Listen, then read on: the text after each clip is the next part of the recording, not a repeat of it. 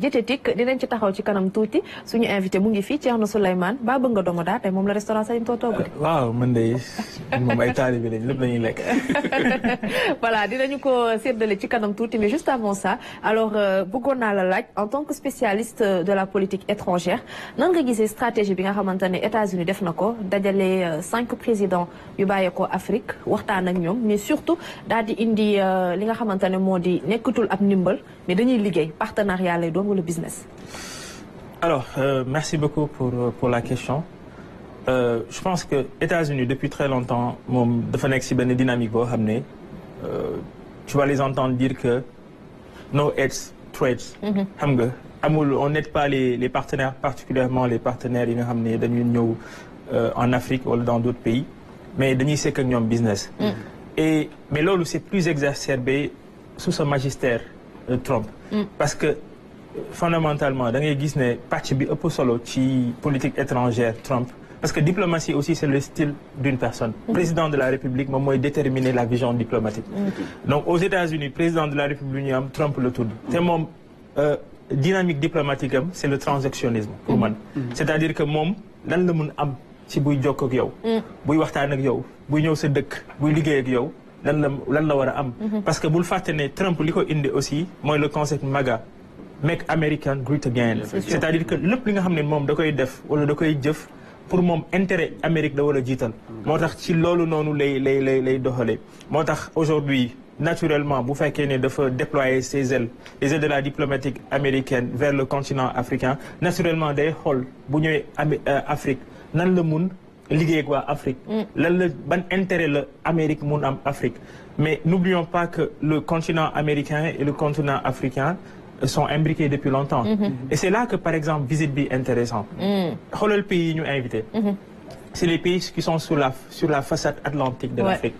Et Sénégal ak États-Unis, c'est peut-être entre 5 heures et 6 heures de temps. moom la waa ji naan bu doon forêt atlantique ma dox ba USA. Bon, nous n'avons pas envie de doxa USA. En tout cas, notre rêve est africain, notre avenir est ici. Mais bon, ça c'est un autre débat. Maintenant, ce que je voulais dire, c'est que quand boo gisee ne ce sont des pays qui sont sur la façade atlantique.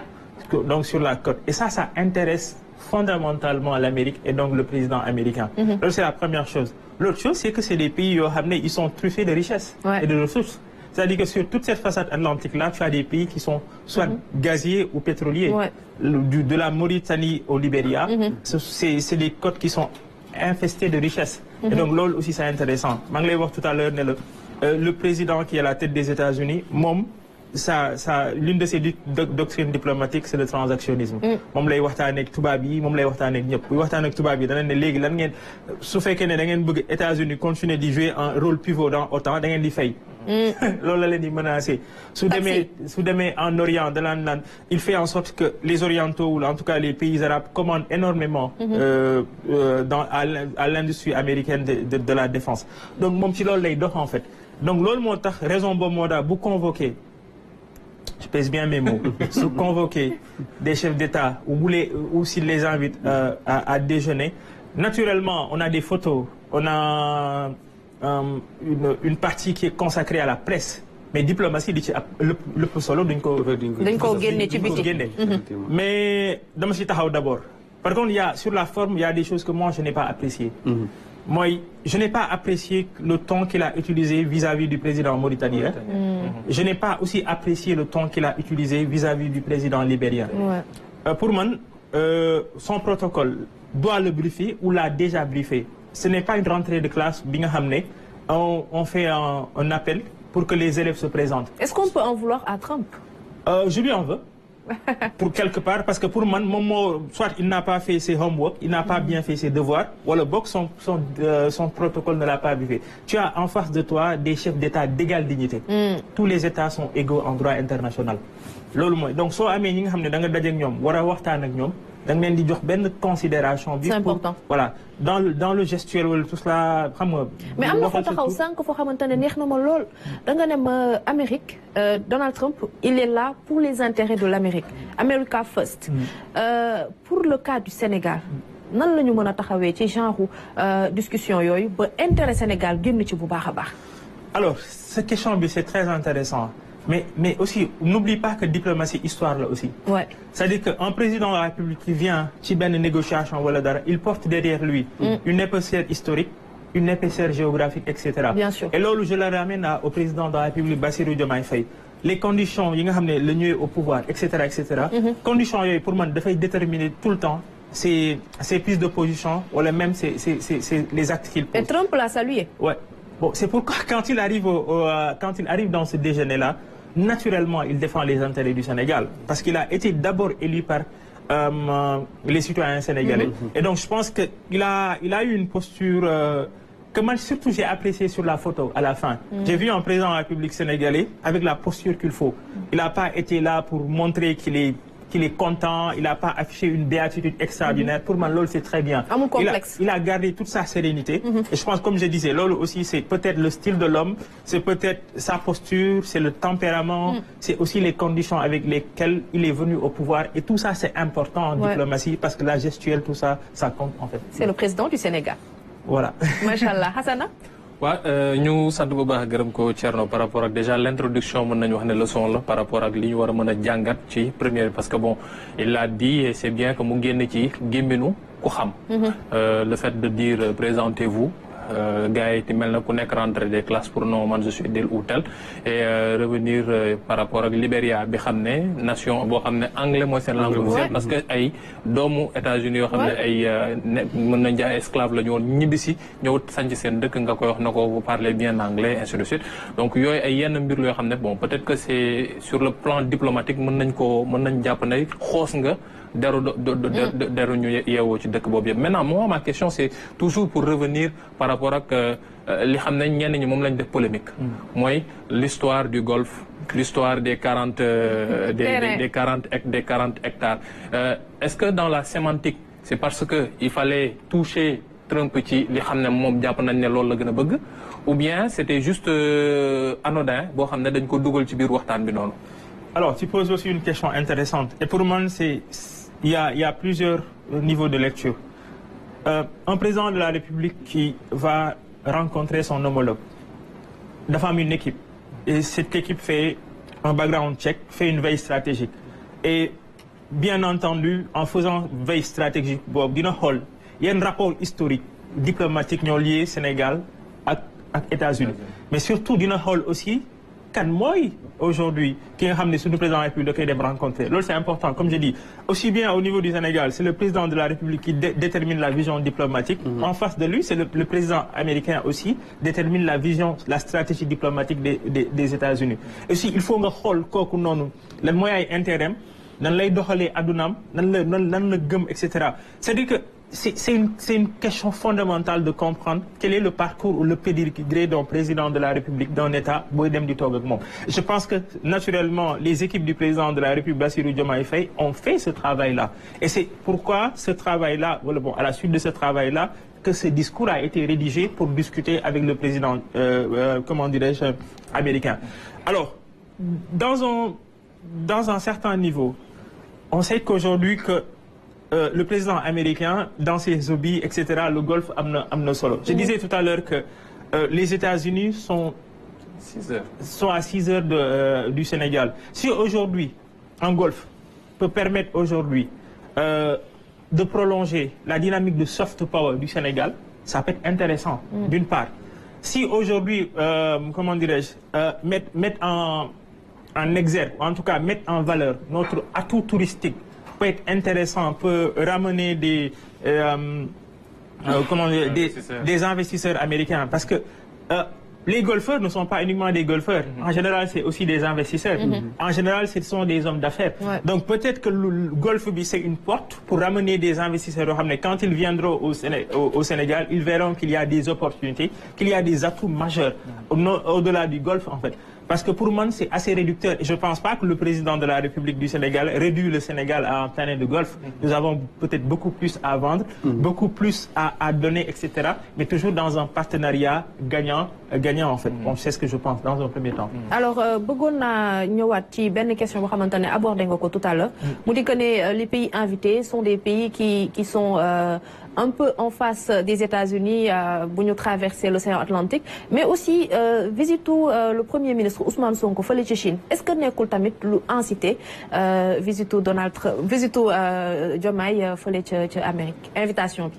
Bon, invitation, peut-être, parce que je comprends que c'est pas le président de la République du Sénégal, bon, ça que nous inviter quoi, en fait. Donc, et là, c'est aussi intéressant, c'est une position de force. Et en diplomatie, rien n'est anodin, en fait.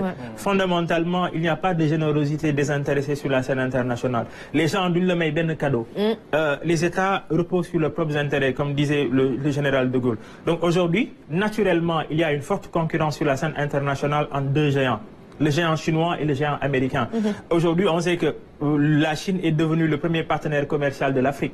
C'est important. La Chine a une stratégie de déterminer sur plusieurs années la route des soies qui permet à ce pays-là d'investir énormément en Afrique en termes de ressources, en termes d'infrastructures, etc.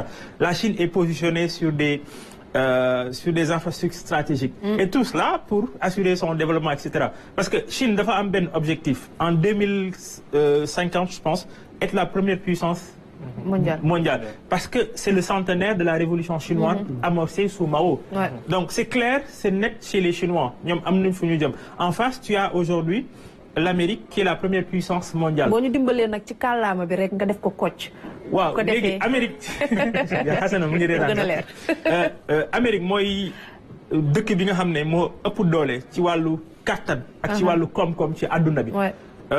Dollar américain moi la monnaie bi nga xamné moy monnaie d'échange ci aduna bi. Après bon c'est vrai que duñu am temps mais mëno ñun nañu dugg ci lool tay bi nga xamné voilà même Chine etc. c'est des pays yo xamné ils sont dans notre dynamique avec les BRICS. Mais pour revenir dans ça donc naturellement Amérique dafa bëgg contrer aujourd'hui l'avancée chinoise qui continue à être une avancée assez constante et assez dynamique sur le continent africain. Mën na motiver invitation bi?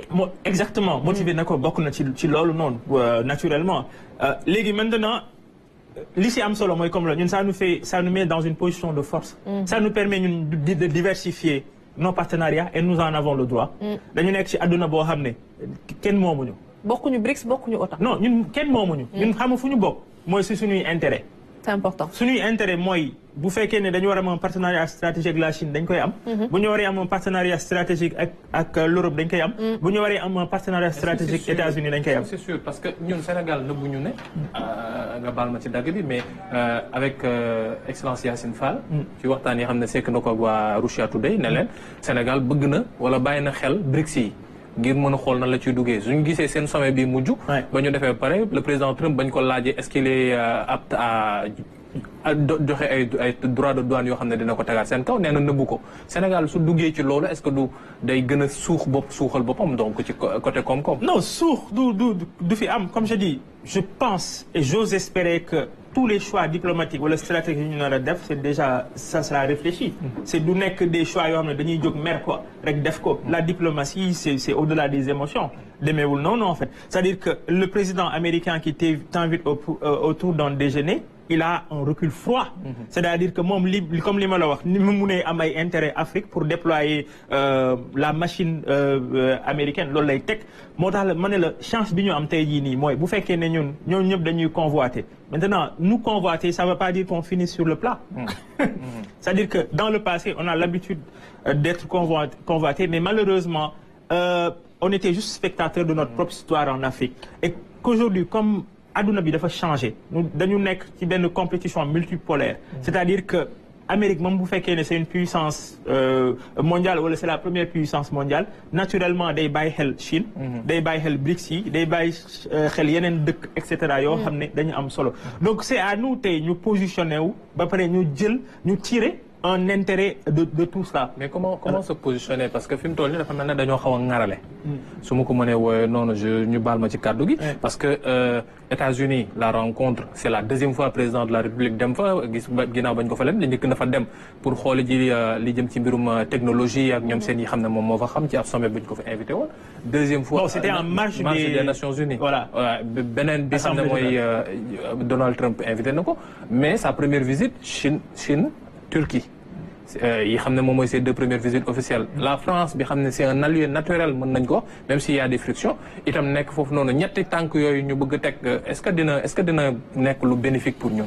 Écoute, pour moi, je reviens à l'imla au début de mes propos. C'est-à-dire que on est dans un monde globalisé.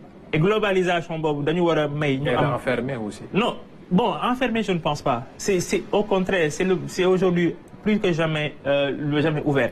Mais c'est ouvert de manière subtile. Moi, je pense qu'on est à l'ère du multibilatéralisme. Du multibilatéralisme. Hamanan l'a expliqué multibilatéralisme. Moi, il est Trump.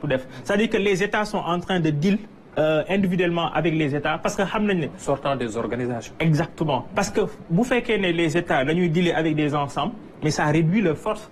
Aujourd'hui, peut-être, dans l'avenir, vous nous amenez genre au sommeil. Moi, que le Sénégal, le Mali, etc., tous ces pays-là, en tout cas, bon, c'est vrai que le Mali ne fait plus partie de la CEDEAO, mais je pense que, et j'espère, je prie, j'ose espérer que la CEDEAO dina am donné. C'est-à-dire que vous faites qu'on y va à rang disparé, on a moins de chances de faire triompher ou de li ñu bëgg jàllale mu jàll en fait parce que Amérique saa yi dëkk bu mag a mag la Chine dëkk bu mag a mag la Turquie dëkk bu mag a mag la donc lépp lu ñu war a def à l'avenir essayons de le faire de manière mutuelle pour nga xam ne loolu mooy gën a indi suñuy doole mais ñun on a le droit comme je disais on est libre Amérique moomuñu Chine moomuñu Turquie moomuñu Russie moomuñu on discute avec qui on veut mais surtout booy xool tey gouvernement bi le ministre des Affaires étrangères booy xool dans la nomenclature ministre de l'intégration africaine le dit. Donc nous, d'abord, nos principe diplomatique, c'est d'abord faire en sorte d'avoir une implantation au sein de nos voisins immédiats, mais surtout l'Union africaine, etc. Parce que, écoute, à l'avenir de l'Afrique, en 2060, tu as 2 milliards, première puissance démographique du monde. La puissance démographique, levier important, là. Et une puissance démographique, levier majorité, ce sera des jeunes. Donc, des jeunes qui peuvent innover, qui peuvent faire en sorte de transformer fondamentalement la face de ce continent.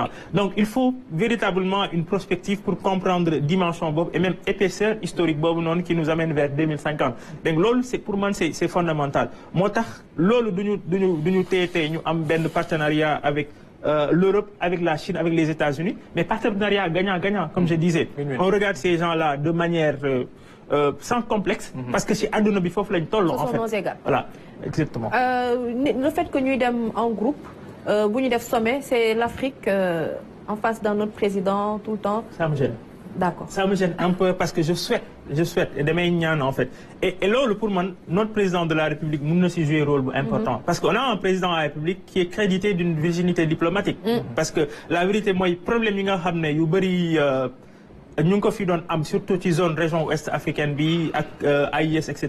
moom fekk ko fi donc tey mën na jouer un rôle de catalyseur et pour faire en sorte que yenn dynamique yi may ñaan de mutualisation mu am en fait pour que bu ñuy dem di négocier ak dëkk yu am doole yooyu noonu ñu bañ ko def de rang dispersé. C'est important. Jobaas dinañ ñëw ci yow si kanam